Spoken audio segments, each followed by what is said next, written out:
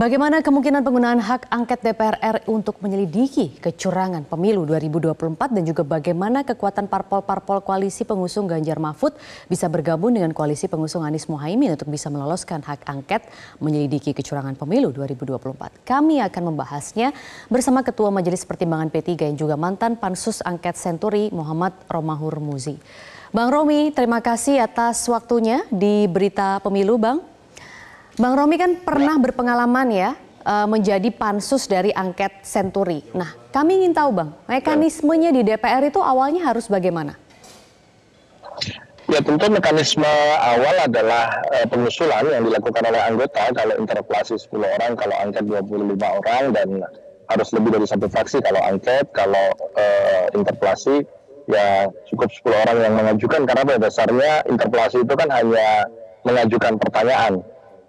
Tetapi kalau kemudian angket, kita sudah memiliki bukti-bukti awal yang merupakan dugaan pelanggaran peraturan perundang-undangan. Misalnya kemudian dari pelaksanaan pemilu yang tadi juga sudah diangkat oleh paslon 01, dugaan kecurangan itu muncul lebih pada pra-TPS ketimbang di dalam TPS. Artinya bahwa upaya untuk melakukan politisasi bansos, upaya untuk melakukan mobilisasi yang dilakukan persis sesaat sebelum pemilu, pencairan misalnya rapelan pegawai negeri sipil atau ASN yang dilakukan dengan kepres tanggal 12 Februari, kemudian hari pertama sebelum pemilu atau H-1 tiba-tiba sudah cair semuanya yang itu di luar kelaziman. Ini kan hal-hal yang memang patut diduga merupakan hal-hal yang disengaja untuk dilakukan dalam rangka melakukan pemenangan paslon tertentu. Nah itu bisa juga dilakukan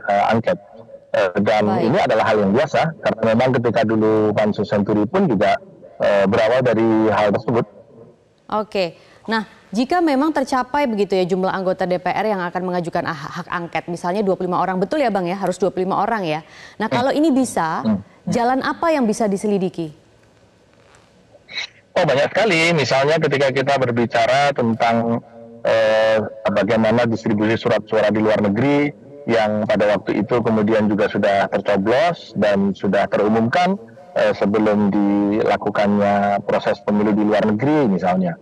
Kemudian ketika kita melihat berbagai media sosial berseliweran surat suara yang dibor ya untuk paslon tertentu, kemudian bagaimana Sirekap yang demikian kacaunya sehingga kemudian memberikan panduan yang menyesatkan bukan justru mendamaikan, dan banyak sekali misalnya seperti yang juga sedang dibantah oleh KPU, peletakan server untuk penghitungan suara yang itu berada di 3 negara di luar Indonesia yang itu sangat-sangat membahayakan karena ini merupakan data vital Republik Indonesia.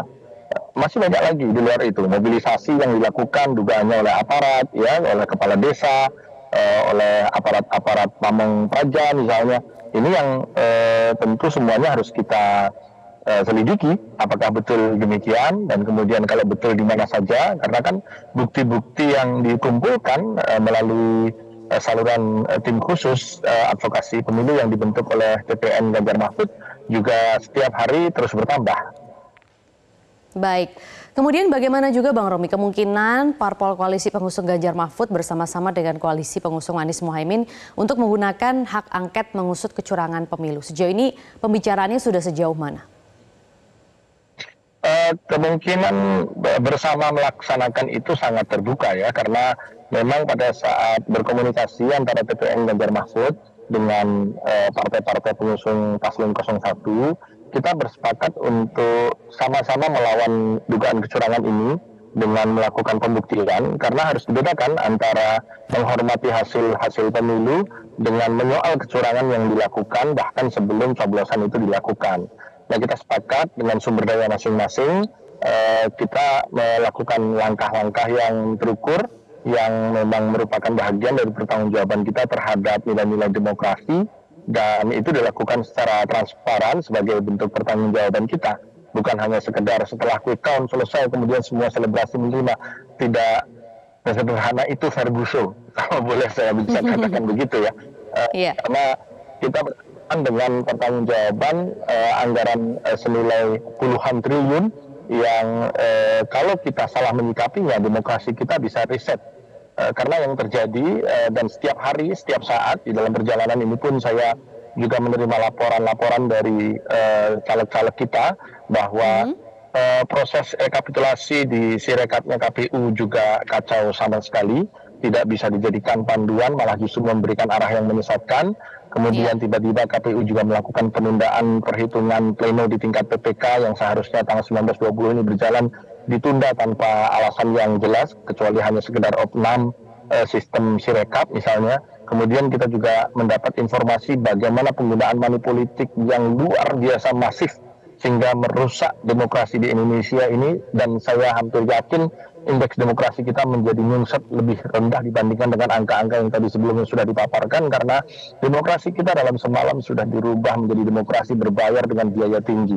Bayangkan kalau seorang anggota DPR RI untuk duduk di sana harus merogoh Rp100.000 dengan 300.000 amplop. Oh, dibawa kemana negara ini? Saya juga mendengar ada yang sampai 700.000 amplop. Mau dibawa kemana negara ini? Kalau pemimpin-pemimpinnya duduk semuanya dengan membayar dalam jumlah yang sangat fantastis, apa yang akan terjadi ketika dia duduk nanti? Ini hal-hal yang semuanya harus diungkap di dalam hak angket atau interpelasi yang nantinya akan dilakukan, dan ini bukan hanya menyoal pilpres ya, tetapi pemilu secara keseluruhan, termasuk ketidaksiapan KPU. Karena kalau kita berbicara ketidaksiapan, kan Ketua KPU sendiri sudah mengatakan mereka minta maaf terhadap kekacauan pelaksanaan Sirekap itu. Kalau mereka minta maaf, itu kan artinya ada kesalahan. Tetapi kan ini tidak cukup hanya sekedar minta maaf.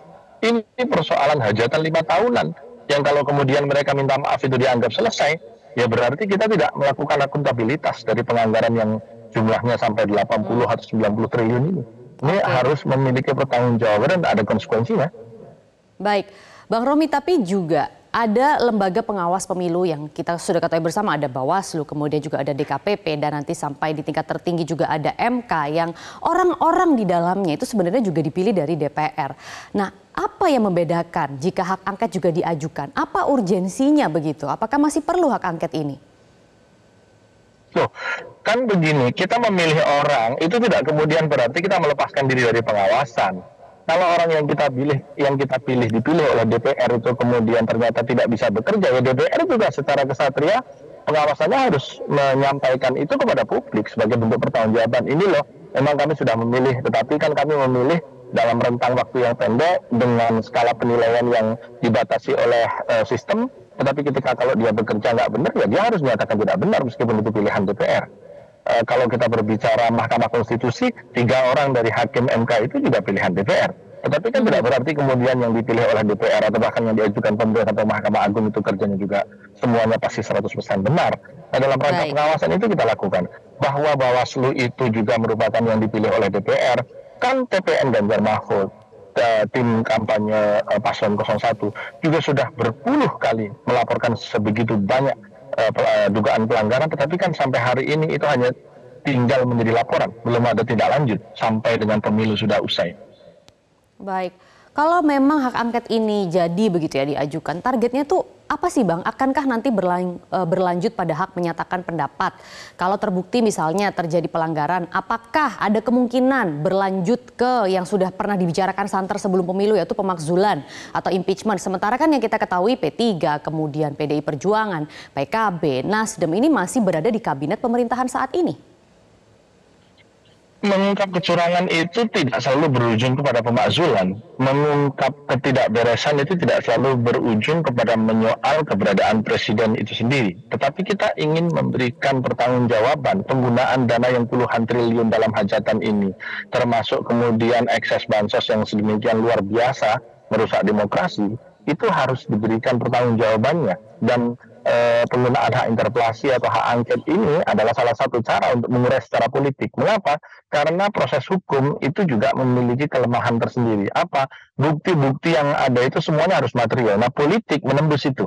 Ya, mekanisme politik melalui hak interpelasi atau hak angket ini akan membypass itu. Karena apa? Karena ketika kita berbicara upaya materialisasi hukum dari peristiwa yang diduga merupakan pelanggaran, itu tidak semua orang-orang yang jelas-jelas melihat dan mengalami kecurangan itu memiliki bukti yang material. Misalnya ketika kita berbicara penggunaan money politik, kan duitnya udah dibagi, duit 50.000, 100.000 atau 200.000 kepada para tokoh masyarakat misalnya sudah dibagi dan entah duitnya sudah kemana. Itu kan juga satu persoalan tersendiri. Tapi bahwa kemudian mereka mengalami itu, nah itu secara politik mereka bisa menyampaikan. Baik, kalau begitu kapan rencananya TPN Ganjar Mahfud akan memulai proses pengajuan hak angket ini? Oh tentu kalau DPR sudah masuk lagi ya, karena kan kemarin reses sampai dengan pemilu digelar. Dalam beberapa pekan lagi ini kan DPR sudah akan masuk untuk masa sidang gitu. Oke, jadi prosesnya ini sudah sejauh apa Bang? Apakah ini masih pembicaraan antar tim atau memang sudah dipersiapkan begitu sekaligus bukti-buktinya? Ini masih pembicaraan, tetapi saya kira ada di TPN Ganjar Mahfud yang juga memberi yang melakukan materialisasi bahan ya, karena memang saat ini di TPN Ganjar Mahfud sendiri proses selanjutnya diserahkan kepada tim khusus, tim hukum yang merupakan upaya untuk advokasi dugaan kecurangan dalam pemilu, begitu. Baik, Ketua Majelis Pertimbangan P3 M. Romahur Muzi, terima kasih sudah berbagi informasi di Berita Pemilu. Jelajahi cara baru mendapatkan informasi. Download Metro TV Extend sekarang.